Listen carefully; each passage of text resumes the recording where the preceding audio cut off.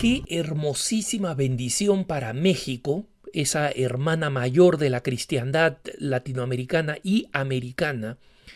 Y qué bendición para todos nosotros los católicos de habla hispana, que el Papa haya decidido aprobar el milagro y en consecuencia abrir las puertas para la canonización de un jovencito de 14 años que fue masacrado por las huestes anticatólicas en la Revolución Cristera en México.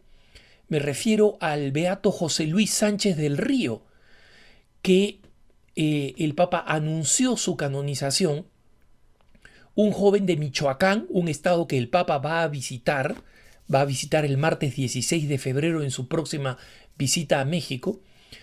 Y este beato, José Luis Sánchez del Río, es uno de los mártires más jóvenes, si es que no el más joven, de la Guerra Cristera. Y precisamente yo le tengo un aprecio especial a este mártir porque yo soy muy sensible a las conversiones que he visto a raíz de las personas que leyeron, jóvenes muchachitos que leyeron la vida de este mártir. Sé de una jovencita que se proclamaba rebelde, atea, a los 16 años, leyó la vida del beato José Luis Sánchez del Río, no solamente se comprometió con su fe católica profundamente, sino que siendo mujercita, escogió el nombre José Luis para su confirmación. José Luis Sánchez del Río nació en Sahuayo, en Michoacán, en 1913. Era hijo de una familia de clase media con recursos suficientes para poder educarlo y para poder cuidarlo. Y fue martirizado en México por formar parte de la Revolución Cristera, aquella que es curiosamente poco conocida entre los católicos latinoamericanos, que deberíamos conocer mucho más los detalles de esta revolución que la película Cristiada un par de años atrás presentó de una manera bastante resumida, ¿no? Pero esta decisión del Estado mexicano de Plutarco Elías Calles de cerrar las iglesias católicas. Pónganse eso en la cabeza, hermanos, imagínense. Cerrar las iglesias católicas. ¿Cuán loco hay que estar para que los católicos ya no tengan misas, para que desaparezca el catolicismo de México, la tierra de la Virgen de Guadalupe? Pues esto lo digo para que tengan en cuenta que los anticatólicos de hoy que detestan que el Papa vaya a visitar México son sucesores de estos asesinos. Son sucesores intelectuales e ideológicos de estos asesinos. No son personas de buena fe que quieren tener un debate honesto sobre la fe o no. No, son personas que odian la fe, odian el cristianismo y tienen una fobia profunda dispuesta a matar, la gran mayoría de ellos, o dispuestas a hacer muchísimo daño, si es que no a matar. Pero este fue durante el régimen de Plutarco Elías Calles, y a los 13, para cumplir 14 años, durante la revolución, en 1927, José Luis había decidido unirse a las fuerzas cristeras del general Prudencio Mendoza, que tenía su cuartel general en Michoacán. Pasa el tiempo donde él simplemente asiste como jovencito, nunca en un acto de violencia, no disparó armas, no disparó contra nadie, no mató a nadie, simplemente acompañaba con valentía y asistía, ayudaba a los soldados, y los animaba, los hacía rezar, porque era un joven de una enorme fe, de una enorme formación religiosa.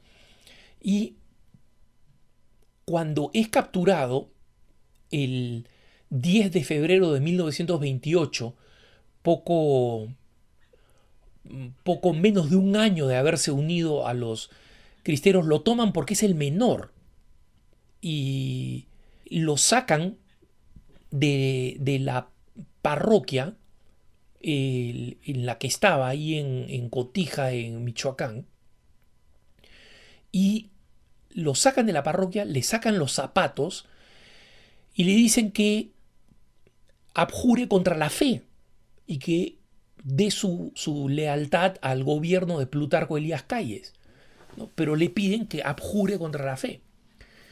Este niño, 14 años, se niega y lo que hacen es cortarle con una cuchilla las plantas de los pies, hacerle múltiples cortes y hacerlo caminar a la fuerza, al lado con una cuerda, por toda la calle Insurgentes. Dan vuelta a un bulevar que se encuentra ahí y lo llevan hasta la municipalidad. Durante todo este trayecto, José Luis iba dando gritos de dolor, iba llorando, un muchachito de 14 años, sometido a esta tortura. Pero al mismo tiempo iba gritando "Viva Cristo Rey" y "Viva la Virgen de Guadalupe". Es decir, iba reconociendo el dolor, pero el dolor le era absolutamente secundario, si es que no irrelevante.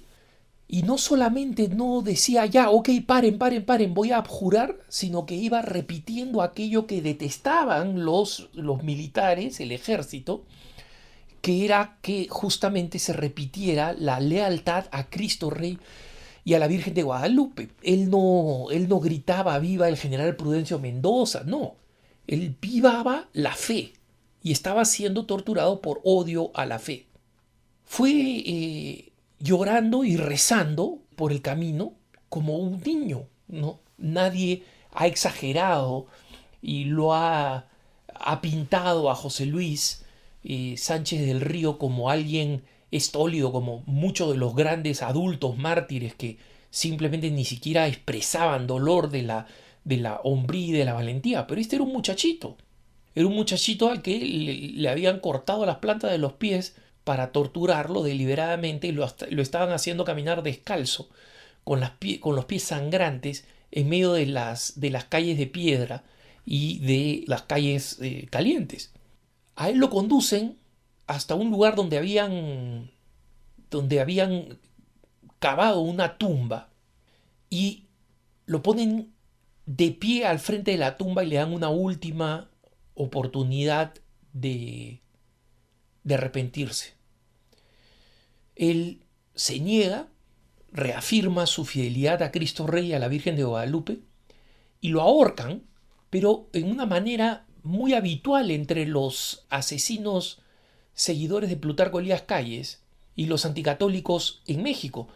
Te levantaban, te ahorcaban hasta un punto de asfixia, pero antes que murieras te volvían a soltar y te decían "¿Estás seguro?", ¿no? Y en realidad no era un ahorcamiento final para matarte, sino que era una prolongación de la tortura. Esto se ha repetido con varios otros mártires mexicanos, en la misma historia de estos falsos ahorcamientos, ¿no? Y mientras lo levantaban para ahorcarlo, lo acuchillaban, lo cortaban con el cuchillo, le cortaban el cuerpo con el cuchillo, no le hundían el cuchillo para que no muriera, sino para que se desangrara, ¿no?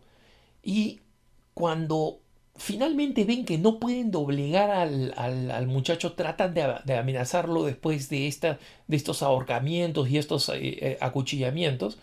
Y este es el testimonio de uno de sus torturadores, un revolucionario anticatólico que era apodado el Zamorano, y su nombre es Rafael Gil Martínez. Él dio testimonio de esto. Lo baja del árbol donde había sido colgado, donde lo iban colgando de la manera que he explicado, y le pregunta, como para intimidarlo ya, y diciéndole: ahora sí te vamos a matar, ahora sí te vamos a matar de verdad, así que dinos lo que quieres que le digamos a tus padres. Y esta pregunta se la hace para que piensen sus padres, para ver si se atemoriza. El mismo Zamorano dice que el niño, con el hilo de voz que le quedaba después de toda esta tortura, José Luis logra decir: díganle que viva Cristo Rey y que nos veremos en el cielo. El zamorano, repleto de furia y de odio, saca su pistola, le dispara en la sien y finalmente lo mata a las 11:30 de la noche en Sahuayo, en Michoacán, este 10 de febrero de 1928. En consecuencia, muy pronto vamos a tener un santo y de una tierra bendita como la tierra mexicana, y muy pronto el Papa va a canonizarlo y México tendrá un nuevo modelo para la juventud y un nuevo estimulante para aquellos católicos mexicanos que puedan sentir la tentación de sentirse intimidados por el creciente anticatolicismo. Hermano mexicano intimidado por el creciente anticatolicismo mexicano, ten en cuenta esto. En tus venas corre la sangre de esos mártires que dieron su vida, incluyendo José Luis, un muchachito de 14 años. No le tengas miedo a nada, porque desde el fondo de tu corazón nosotros sabemos cuál es la realidad de México, donde vive Cristo Rey y vive la Virgen de Guadalupe. Que tengas un buen día.